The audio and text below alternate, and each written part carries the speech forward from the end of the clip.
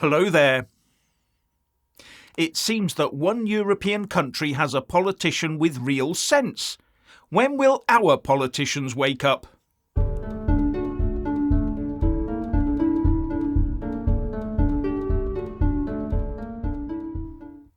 Could this be the moment when everyone starts to wake up to the stupidity of trying to create a stable electricity grid based on unreliable and intermittent power sources such as wind and solar?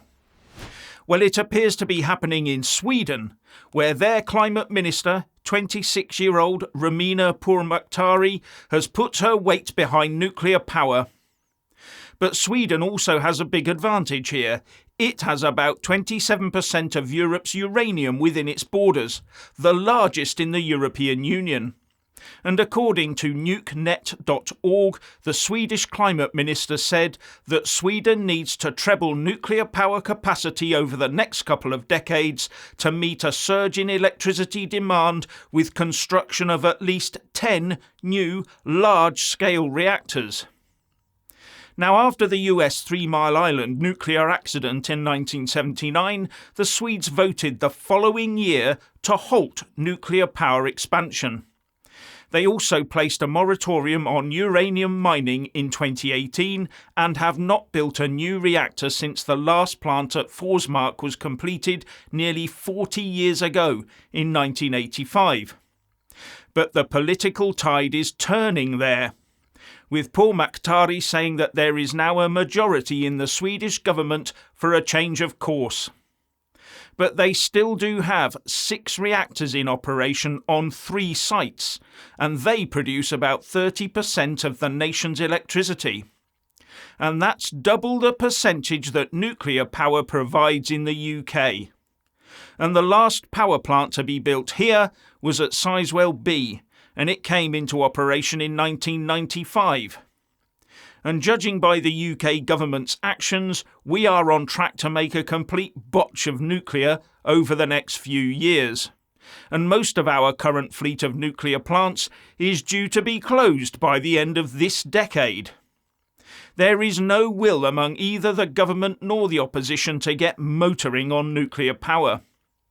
And remember, the UK was at the leading edge of nuclear technology.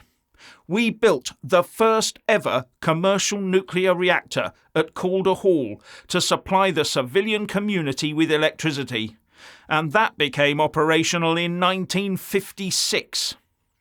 And our nuclear submarines have been operating around the world since HMS Dreadnought was commissioned into service in 1963. Now we have government after government prevaricating and kicking the can down the road, too scared to take the decision in the national interest that we need nuclear power and we need it quickly. Had we kept with an updating and ongoing nuclear programme, we would not now risk sitting in the cold and dark next winter or the winter after that. We would not need to worry about when the wind doesn't blow and when the sun doesn't shine. Now, Pourmokhtari also said, the government is aiming at doubling electricity production in 20 years. For our clean power system to function, a large part of this has to be dispatchable, where nuclear power is the only non-fossil option. Nuclear power also has a reduced environmental footprint and requires limited resources in comparison with most energy sources. And one big advantage of nuclear is it has a very large energy per square metre ratio. To give you an idea of what I mean, here's what Rolls-Royce says about the nuclear reactors it supplies to the Royal Navy Submarine Service. A small spoonful of uranium is all it takes to power a fully submerged submarine on a full circumnavigation of the world. How's that for a power-to-size ratio? And I've just checked out the price of uranium. About $45 per pound. What are we doing to ourselves? We don't need to hog huge areas of the ocean or the land to generate huge amounts of electricity. And with small modular style reactors, you can make them very unobtrusive. You can even have molten thorium salt reactors from which it is almost impossible to make weapons-grade plutonium from. Now, the Green Lobby does not like nuclear, because they don't seem to like progress. To a green zealot, living in a cave and eating berries and insects is the progress they want to see. A joyless human future of barely subsistence-level existence. And that's not for me. We need nuclear power in the UK, and we need it now.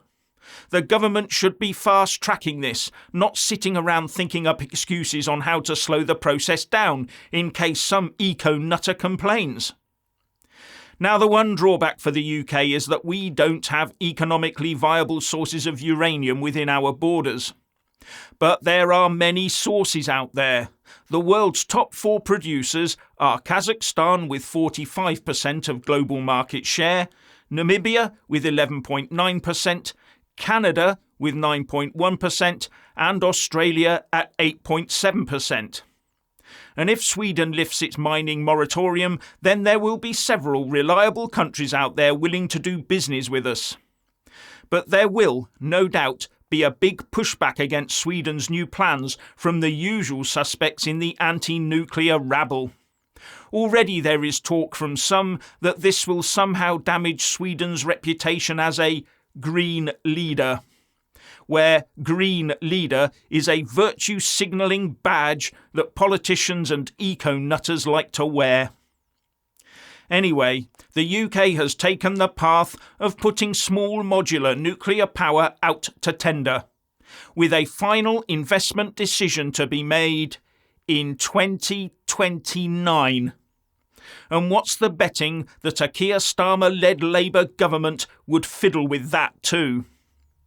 If this is the lead time for such projects, then it shows that previous Labour, Tory and coalition governments have criminally damaged UK energy security. 2029 will be about that time when our current nuclear power stations will be coming offline. And we'd only then be making the decision if investing in a nuclear project would be viable. So it galls me to think that the polls are saying to expect a large majority for Labour at the next general election in a year or so's time. Yes, there might be a clear out of a lot of useless Tories, but replacing them with a tranche of woke, eco-zealot Labourites can only do more harm than good.